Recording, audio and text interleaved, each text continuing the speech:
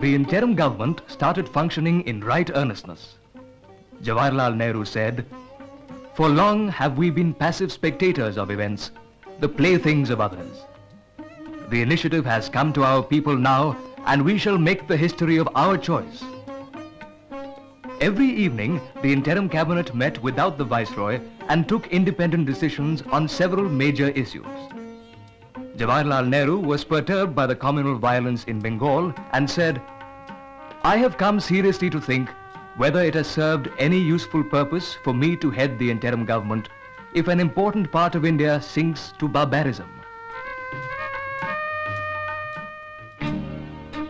The Direct Action Day declared by the Muslim League had led to riots in Bengal, Bombay, Bihar and Punjab. Mahatma Gandhi lamented, "We are not yet in the midst of a civil war, but we are near it." He said, "The independence of India is at stake because of Bengal and Bihar." The northwest frontier province of India, a predominantly Muslim area, had given a massive mandate to the Congress in the assembly elections. When Jawaharlal Nehru visited the frontier province, the Muslim League organized anti-Congress demonstrations.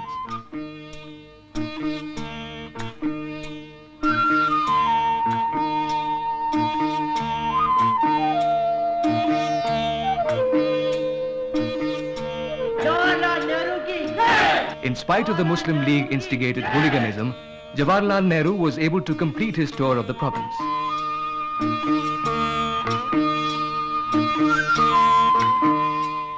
Five members of the Muslim League, headed by Liaquat Ali Khan, joined the interim government on the 15th of October 1946. The League ministers broke the convention of collective responsibility and started working as a separate bloc within the cabinet. Communal violence erupted in East Bengal in the most virulent form.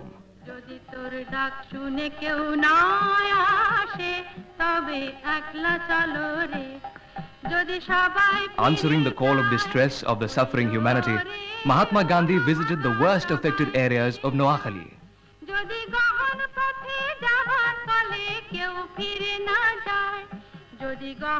For 4 months, the Pilgrim of Peace walked from village to village and from door to door. At Srirampur, Jawaharlal Nehru came to seek his advice.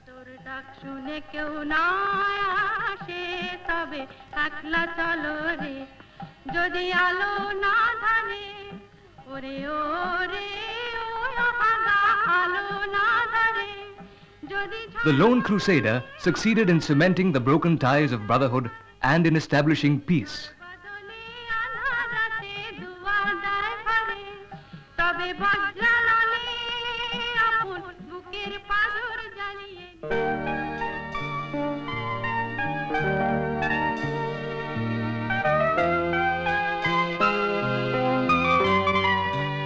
The Secretary of State for India invited Jawaharlal Nehru, Jinnah, Baldev Singh, Liaquat Ali Khan and the Viceroy to London with the hope of bringing about an agreement between the main political parties.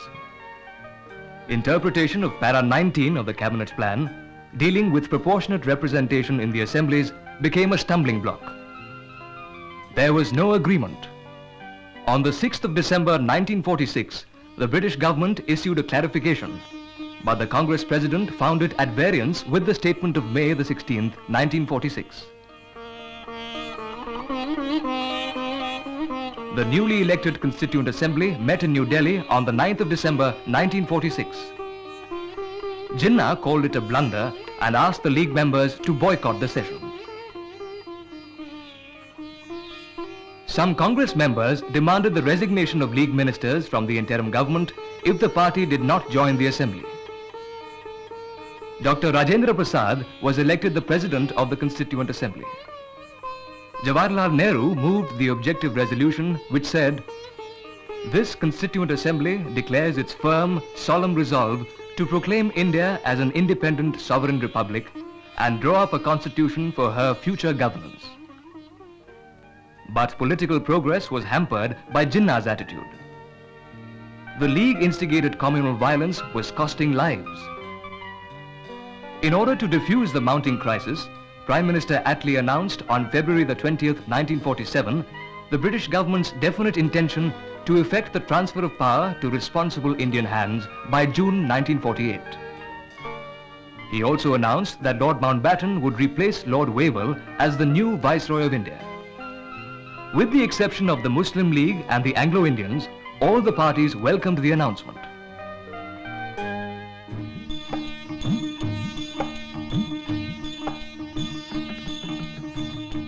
Gandhiji was beckoned to Bihar in March 1947. The land of Gautam Buddha, the land of enlightenment, was now drenched in the blood of the innocent victims of communal fanaticism. Gandhiji said, the cry of blood for blood was barbarous. The frontier Gandhi, Khan Abdul Ghaffar Khan, was his constant companion. The two Gandhis helped restore peace and provide the healing touch. On the 24th of March 1947, Lord Louis Mountbatten was sworn in as the last Viceroy of India. His assignment was to transfer the responsibility of the government of British India to Indian hands in a manner that will ensure the future happiness and prosperity of her people. On the invitation of Lord Mountbatten, Mahatma Gandhi came to Delhi on the 31st of March 1947. The Mahatma told the Viceroy that he was totally opposed to any division of India. India was now definitely moving towards freedom. She was also influencing the destiny of the people of Asia. In March 1947, the Congress invited representatives of 22 nations to New Delhi for the first ever Asian Relations Conference. It was attended by over 250 delegates.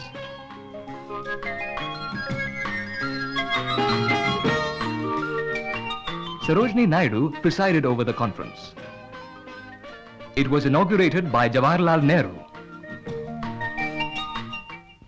Friends and fellow Asians, we have arrived at a stage in human affairs when the ideal of that one world and some kind of a world federation seems to be essential. We should work for that ideal and not for any grouping which comes in the way of this larger world group. But in order to have one world, we must also in Asia think of the countries of Asia cooperating together for that larger ideal. And now I am going to request the father of our nation, the apostle of love and truth and non-violence, to give us his benediction. Madam President and friends, West today is despairing of multiplication of atom bombs, because a multiplication of atom bombs means utter destruction, not merely of the West, but it will be a destruction of the world. If you want to give a message again to the West, it must be a message of love. The conference was the beginning of the end of colonial rule in Asia.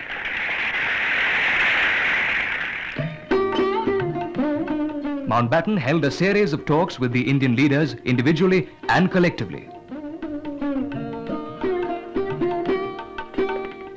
The whole of India watched and waited with hope and anticipation. During several days of discussions, efforts were made to maintain the unity of India, but the Muslim League refused to agree to any plan other than the partition of India.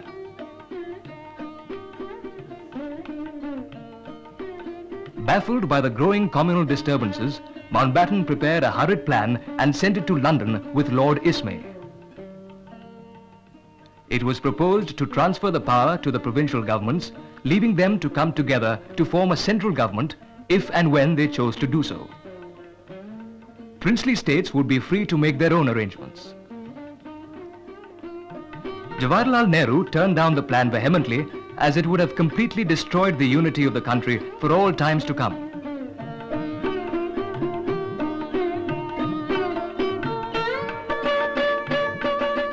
On the 2nd of June, Lord Mountbatten had a meeting with Jawaharlal Nehru, Patel, Acharya Kripalani, Jinnah, Liaquat Ali Khan, Abdur Rab Nishtar and Sardar Baldev Singh.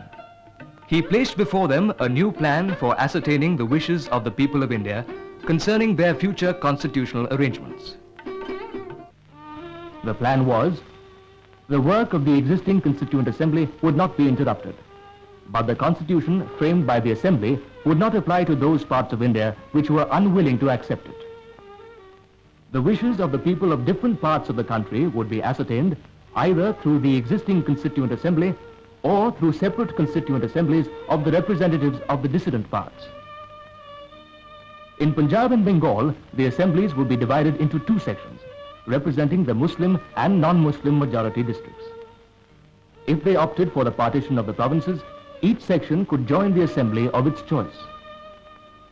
In the Northwest Frontier Province and the Sylhet district in Assam, choice would be exercised through a referendum. The British government would cease to exercise the powers of paramountcy over the princely states. It would be open to the states to enter into political relations with the successor governments. Mountbatten asked the leaders to send him the views by midnight the same day. The Congress Working Committee sent its acceptance in writing the same night. Jinnah was reluctant to commit himself. Around midnight, the Viceroy told him that if he did not accept the plan, it would be the end of his Pakistan dream.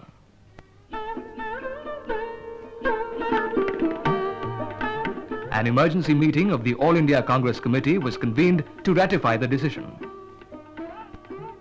As widespread communal riots were causing untold misery, the Congress was left with no alternative but to accept the division of India.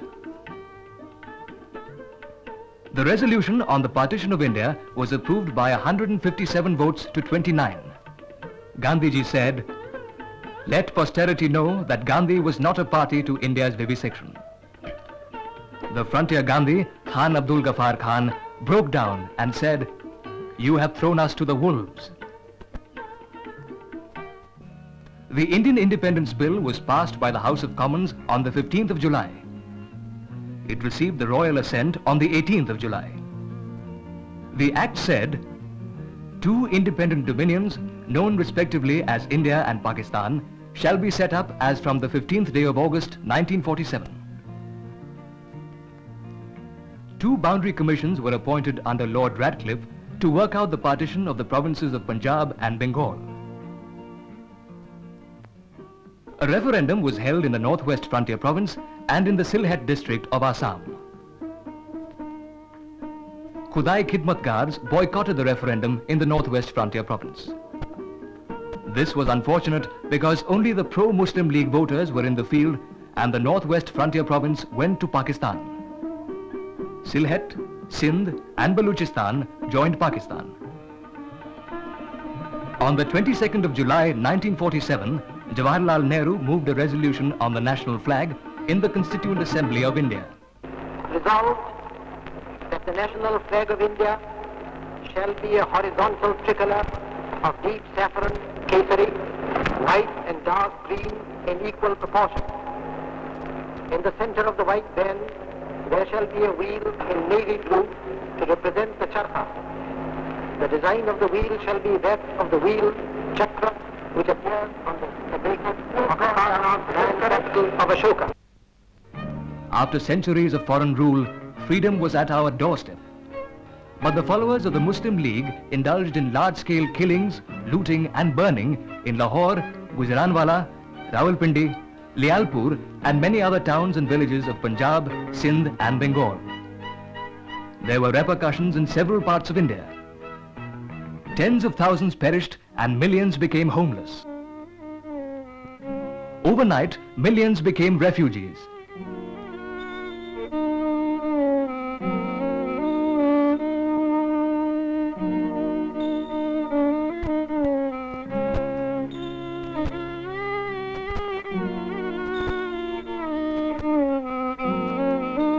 Once again, Calcutta was the scene of communal discord. The Mahatma returned to the city. He held no office, but the governor, the army commanders and the Premier of Bengal depended on Gandhiji's power over the masses to bring peace.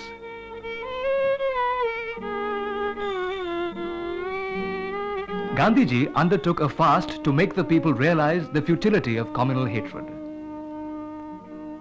The people of Calcutta once again listened to Gandhiji's advice. Dignity and brotherhood of man was restored.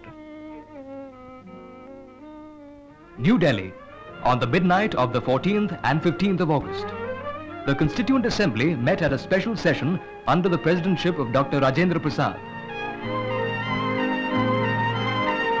Jawaharlal Nehru moved the independence resolution.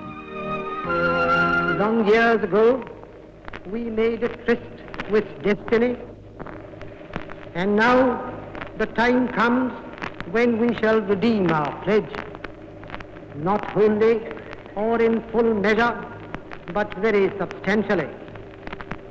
At the stroke of the midnight hour, when the world sleeps, India will awake to life and freedom.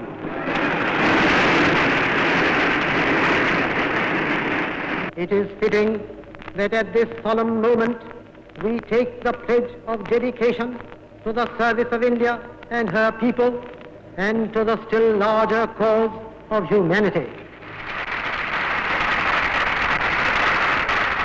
Dr. Radhakrishnan seconded the motion.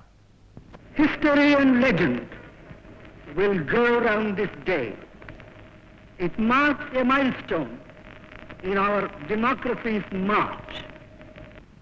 Here in this land, under the leadership of one who will go down in history as perhaps the greatest man of our age, we have opposed patience to fury, quietness of spirit to bureaucratic tyranny. With what result? That the transition is being effected in such an orderly and dignified way.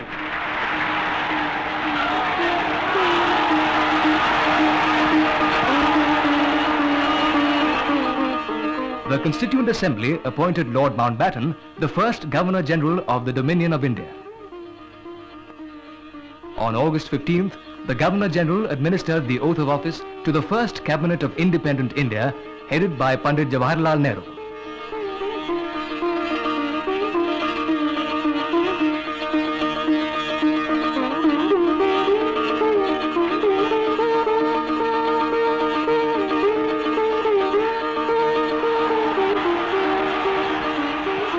Lord Mountbatten then drove in state to the Constituent Assembly.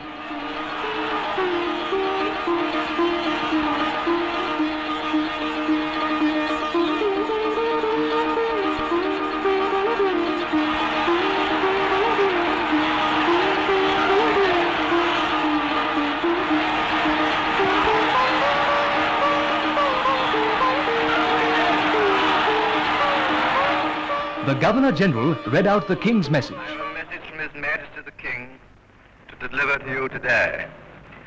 This is His Majesty's message. On this historic day, when India takes her place as a free and independent dominion in the British Commonwealth of Nations, I send you all my greetings and heartfelt wishes. Freedom-loving people everywhere will wish to share in your celebrations. At this historic moment, let us not forget all that India owes to Mahatma Gandhi.